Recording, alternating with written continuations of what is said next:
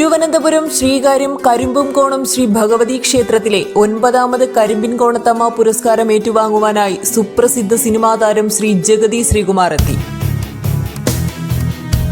വൻ ജനാവലിയുടെ സാന്നിധ്യത്തിൽ അമ്പിളിച്ചേട്ടന് സ്വീകരണം നൽകി ആദരിച്ച ചടങ്ങിൽ വിശിഷ്ട വ്യക്തികളും പങ്കെടുത്തു.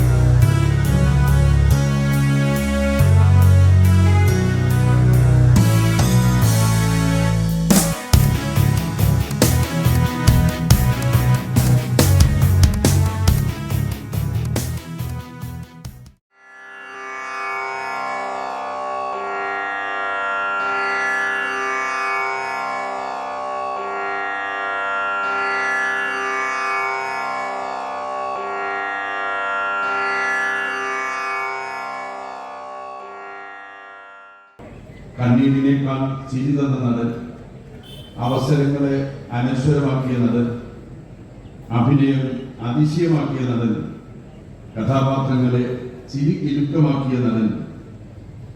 ചിരിക്കുന്നതിലും പ്രയാസകരമാണ് ചിരിപ്പിക്കാൻ ശ്രമിക്കുക എന്നുള്ളത്. ഓർമ്മ വെച്ച നാൾ മുതൽ ചിരിക്കാൻ തുടങ്ങിയതും നിങ്ങളെ കണ്ട് ഇന്നലെ വരെ ചിരിച്ചു നിർത്തിയതും നിങ്ങളെ കണ്ട അപൂർവങ്ങളിൽ അപൂർവമായ അമൂല്യ നടൻ തന്നെയാണ് ഏറെ പ്രിയങ്കരനായിട്ടുള്ളത്. 2012 മാർച്ച് മാസം മലയാള സിനിമയ്ക്ക് മറക്കാൻ പറ്റാത്തതായിട്ടുള്ള ഒരു മാസമാണ്. മലയാള സിനിമയ്ക്ക് മാത്രമല്ല, മലയാളികൾക്ക് ആർക്കും തന്നെ മറക്കാൻ പറ്റാത്ത മാസമാണ്. ആ മാസത്തിലാണ് ഒരു കൊച്ചു വെളുപ്പാൻ രാവിലെ ഒരു കാർ അപകടത്തിൽപ്പെട്ട് അദ്ദേഹത്തിന് കനത്ത പരിക്കേൽക്കേണ്ടി വന്നു.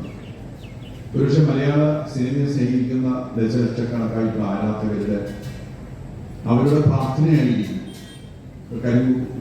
കരിമ്പുകോണത്തമ്മ പോലുള്ള ദേവിമാരുടെ അനുഗ്രഹം ഉണ്ടായിരിക്കാം. ഇന്ന് 12 വർഷങ്ങൾക്ക് ശേഷം നമുക്ക് പഴയ ജഗതിയെ തിരിച്ചു കിട്ടുന്നതിന്റെ ഒരു രൂപത്തിൽ അദ്ദേഹത്തെ നമുക്ക് കാണാൻ വേണ്ടി സാധിക്കുന്നത്.